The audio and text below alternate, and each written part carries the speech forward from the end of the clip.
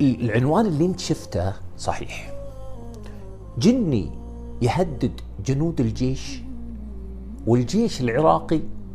اي نعم، هذا اللي صار. طيب، احداث القصة مثيرة يا جماعة الخير، والله انا انصحكم الى اخر ثانية، الى اخر قطرة تابعوا القصة لانكم بتستمتع فيها كثير. القصة يرويها لي اخونا وحبيبنا عبد السلام من العراقي في الحقيقة. يقول كنا عبارة عن فوج، الفوج هذا 600 جندي. تعرفون تقسيمات الجيش، أنا حاولت أبحث شوي عشان أتعلم. فوج، وبعدين سرية، وبعدين فصيل. السرية تقريبا من 60 إلى 150 جندي، والفصيل من 5 إلى 10 جنود تقريبا. طبعا تعرفون التدرج هذا مفيد جدا علشان موضوع الانضباط والإدارة. مالكم بالطويلة، خليكم مركزين معي. يقول كنا عبارة عن فوج من الحرس الجمهوري موجود في مدينة كركوك في العراق، وبعدين قرروا أنهم ينقلون هذا الفوج إلى الموصل، مدينة الموصل العزيزة. يقولوا نقلونا في منطقة مقطوعة في البرية. منطقة هذه واضح أنها مهجورة، لأنه المنطقة اللي جينا فيها قلعة. القلعة هذه مبنية من حجر قديمة، ولها بوابة واحدة بس. القلعة ذي عبارة عن مربعة الشكل وداخلها غرف. يقول وصلنا للمنطقة، قرر آمر الفوج يعني قائد الفوج إنه القلعة هذه تكون سجن للمخالفين من الجنود، أو من يعني يكون عليهم مخالفات من الجنود. تعرفون الجنود بعض الأحيان يصير عندهم مخالفات، تأخر، عدم انضباط، كذا، يوقفونهم في القلعة هذه. فقرر أنه يخليها سجن. وفي المنطقة هذه استقر الفوج. ثم قرر آمر الفوج أنه يا جماعة الخير تتوزع الفصائل. طبعا كل سرية تعطي أوامر للفصيل اللي تبعها أنه يتوزعون في المنطقة، في هذه المنطقة الشاسعة، علشان يبعدون عن بعضهم البعض، لأن في ذاك الوقت كان فيه قصف من الطيران الأمريكي على العراق وعلى مواقع الجيش العراقي. فكانوا طلب منهم أنهم يتفرقوا. أخونا عبد السلام كان عريف فصيل، كان هو ومعه 5 هو اللي يديرهم. قلنا لا تنسون فوج 600 جندي، السرية من 60 إلى 150 جندي، وكل سرية فيها فصائل. الفصيل قلنا من 5 إلى 10 تقريبا جنود. هذا الفصيل كان أخونا عبد السلام الشمري هو المسؤول عن هذا الفصيل. الفصيل عبارة عن 5 جنود. يقول ابتعدنا عن الفوج مسافة مقر الفوج اللي هو قريب من القلعة، يعني ما هو بعيد عن القلعة. يقول ابتعدنا تقريبا كيلو ونص عن الفوج، وحفرنا ملجأنا. مطلوب من كل فصيل يحفر له ملجأ ويقعدون فيه، يكمنون فيه. المكان هذا يكون عبارة عن مسؤوليتهم هم، علشان مثل ما قلنا يتفرقون في هذه المنطقة الشاسعة فلا يستهدفهم الطيران. يقول بيننا وبين كل فصيل، بين كل فصيل وفصيل تقريبا كيلوين. يقول خلاصة الكلام، يقول أنا ومعي 5 من أصحابي جالسين في ملجأنا وأمورنا تمام. يقول وزعنا المهام بيننا. مهام إنه يروح واحد منا كل يوم علشان يجيب الأكل من مكان توزيع الطعام في نفس الفوج. يقول وأيضا نوزع عملنا في عملية الحراسات وما الحراسات وخروجهم في الحراسات في الأماكن المحيطة في ملجأهم. المهم يقول فيه واحد من أصحابنا اللي معي اسمه خالد، وخالد هذا يقول من أقربائي، بيني وبينه قرابة. المهم يقول كان الدور عليه انه يطلع من نفس الملجأ حقنا هذا ويمشي مسافة حتى يصل لمقر الفوج يجيب لنا الأكل. يقول خالد أخذ سلاحه وأخذ مخزن الطعام يسمونه أو مخزن الأكل، الشيء اللي بيشيل فيه الأكل، يقول وطلع. يقول لما طلع من عندنا من نفس الملجأ طلع يعني على بداية المغرب لسه يقول فيه ضوء. خرج من عندنا من الملجأ واتجه لوين؟ للفوج عشان يجيب الطعام أو الأكل. يقول في الطريق يمر بوادي، فيه وادي، يقول الوادي هذا فيه بير قديم، والبير هذا مبني بحجارة بطريقة معينة، وفيه جادة، طريق يعني طريق ممهد للمشي، يعني عرفتوا اللي حنا نسميه يعني الجادة، أو ممكن حنا نسميه مثلا طريق موطأ أو ممهد. يقول يعني الناس تمشي عليه. يقول فأخونا خالد يقول مشى من هذا الوادي وعداه، وبعدين راح للفوج جاب الطعام، وهو راجع ظلام مر على الوادي نفسه، على نفس الجادة هذه، بعدين تفاجأ شاف شيء غريب. التفت يمين شاف خيمة، وجنب الخيمة غنم.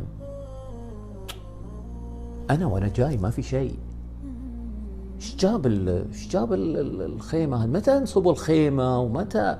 لأنه هو مسافة السكة يعني، متى نصبوا الخيمة ومتى جابوا غنمهم؟ المهم يقول قلت في نفسي خلاص الناس جو وانتهى الموضوع.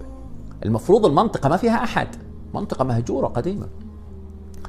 يقول تجاهلت الموضوع ومشيت أبغى أطلع من الوادي. يقول حسيت بأنفاس شخص وراي، حسيت بقشعريرة، جسمي كش. يقول مرعوب اني التفت واشوف وش اللي وراي. يقول فاستمريت امشي وشديت في المشي حتى طلعت من الوادي. يقول لما طلعت من الوادي استجمعت قواي والتفت. يقول واشوف قدامي منظر غريب جدا، شخص طوله متر، يدينه طويلة تضرب على الأرض، شعر وعيونه حمر. يقول ينظرني بطريقة مرعبة، خاف، فزع أخونا خالد، التفت وركض لوين؟ للملجأ اللي فيها أصحابه، اللي هو عريف الفصيل اللي هو الأخ عبد السلام الشمري صاحب القصة، ويقولوا معاه المجموعة الثانية. وصل عندهم للملجأ، طبوب ما نزل، حاطينهم سلم ما نزل. يقول من قوة الرعب طب علينا طبوب. يقول الرجال متغير شكله، متغير لونه، يلهث، خايف، مفزوع. يقول مسكناه سمينا عليه، ذكرنا الله عليه، شربناه مويه، يا ابن الحلال ايش فيك؟ على كلام اخونا عبد السلام يا معود شكو، ايش السالفه؟ يقول ما يرد علينا. يقول حتى استجمع قواه وكذا وهدأ، مرعوب مفجوع. قال انا شفت شيء عجيب، وبدأ يقص لهم السالفه اللي شافها. شخص قصير، شعر، يدينا تضرب على الارض، مرعب جدا. قاموا يضحكون عليه، هذا واقعنا يعني. قاموا يضحكون عليه، انت الان جندي في الجيش العراقي، مدرب، فيك قوة ومتانة ما شاء الله، وسلاحك معك، وتقول هالكلام؟ قال لهم يا جماعة الخير شيء عجيب اللي أنا شفته. قال يا ابن الحلال خل عنك، بالك شفت بلا يتهيأ لك يتخيل لك وما أدري إيش، وحاولوا ينكتون عليه وينسونه الموضوع. قال لهم عموما اسمعوا، أنا اليوم ما راح أطلع الواجبات ولا أطلع شيء، راح أطلع حراسات ولا أطلع شيء. مرعوب الولد.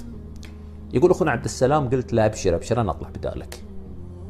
تعرفون عبد السلام ماخذ الموضوع على أنه نكتة وضحكة، وهو طبعا عريف الفصيل، وعريف الفصيل مو من واجباته أنه يطلع هو، لا هو اللي ينظمهم وكذا ويشرف عليهم. لكن قال عبد السلام خلني أفزع الخوي، وفعلا يقول عبد السلام طلعت بالليل عشان أؤدي الواجبات.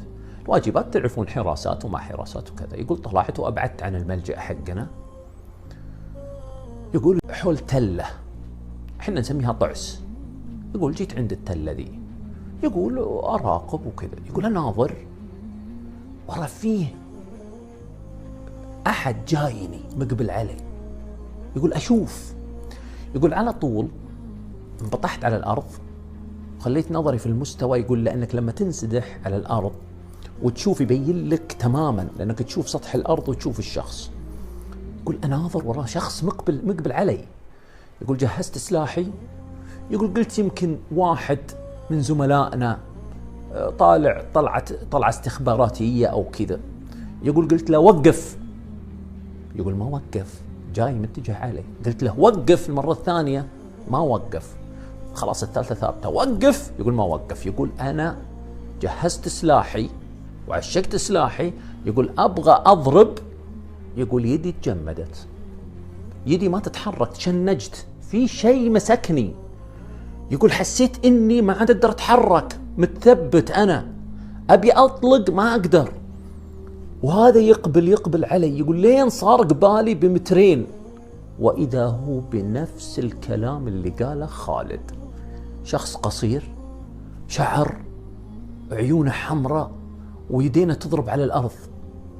يقول يطالع فيني كذا، قال أنتم مش عندكم هنا؟ يقول أبغى أرد عليه ماني بعارف، ممسوك أنا كل جسمي. يقول ما فيني شيء يتحرك إلا عيوني. يقول المهم عدى من عندي. يقول قال لي أنتم مش عندكم هنا، لا تظلون هنا، تسمع، لا تظلون هنا. يقول ثم راح مشى. وين مشى؟ يقول اتجه للملجأ حقنا. يقول جاء عند الملجأ، في فتحات في الملجأ علشان اطلاق النار وكذا، يسمونها ثقوب او يعني علشان اطلاق النار. يقول اشوفه ينزل يطالع في الملجأ، يطالعهم. يقول ثم لف على الملجأ كم لفة ثم راح. يقول بمجرد ما اختفى انطلقت انا، ما عاد فيني شيء. يقول رحت على طول وطب طبوب مثل خالد عليهم في الملجأ. ايش فيك عسى ماشر انت بعد؟ قال والله كلام خالد صحيح يا جماعة، اللي شافه خالد بالضبط انا شفته. ويقول لي مالكم قعود هنا؟ قالوا طيب شو الحل؟ الرعبة والجماعة. قال نروح الآمر الفوج قائدنا ونقول له الموضوع.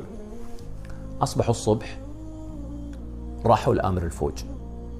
السلام عليكم يا فندم، شلونك؟ عساك طيب؟ يا طول العمر حنا صار معنا كذا كذا كذا. قال لهم ايش الخرافات هذه والخزعبلات؟ انتم جنود في الجيش العراقي تقولون هذا الكلام؟ ايش خليتوا للعامة وللسفهاء وكذا؟